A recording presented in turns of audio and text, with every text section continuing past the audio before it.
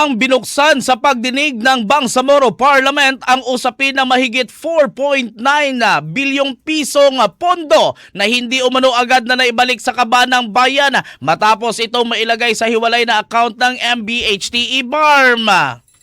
Ayon pa kay MP Attorney Nagib Sinarimbo, inilagay umano ang pondo sa isang current account sa halip na opisyal na treasury account kaya hindi ito automatikong na i-revert sa gobyerno.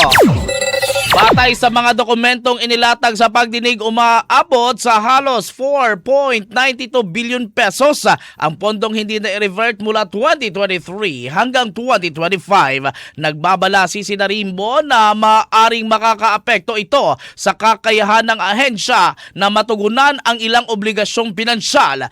Samantala, sinabi naman ng MBHTE na bahagi na ng naturang halaga ang naibalik sa pamahalaan at nasa humigit kumulang 1.5 billion pesos na lamang ang hindi pa na i-revert. Narito ang naging pahayag ni MP Attorney Nagib Sinarimbo. Saan napunta yung 1.5? Yung pong account na yan ay na-discover nung nagkaroon ng budget deliberation last year.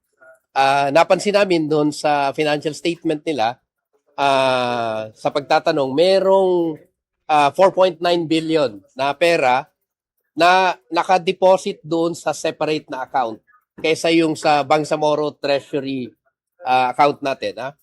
So, lahat ng agency sa BARM ay merong directive ang MFBM na mag-maintain lang ng iisang account. Ito yung account na nakalink sa regional treasury natin para magawa natin yung single account system. Ibig sabihin, binaba ng MFBM sa iyo yung budget mo, pag hindi mo na kailangan o lumagpas ka doon sa period na dapat gamitin mo, automatic magre-revert.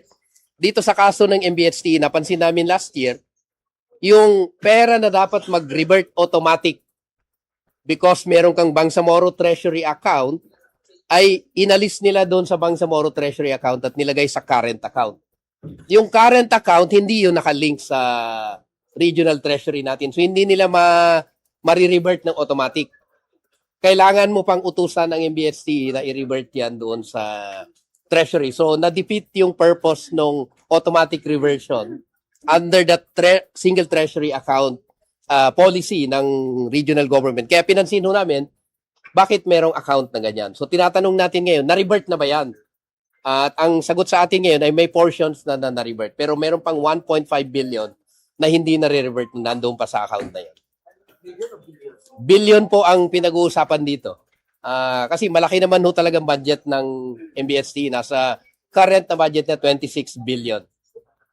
Kailan ulit mag-usap sila yung matatawag? Titingnan namin dahil halos sunod-sunod at sabay-sabay yung mga oversight na hearings natin. Ino-oversight natin yung Ministry of Public Works and Highways dahil may problem din na persistent doon sa accomplishment, pag mababa yung accomplishment, may mga hindi pa nagsisimulang mga proyekto.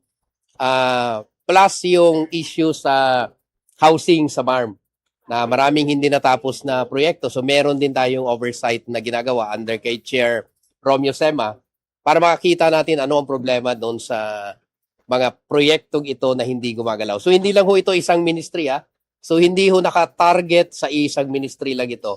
Ito ho ay naka-spread across different ministries na meron tayong urgent na problema.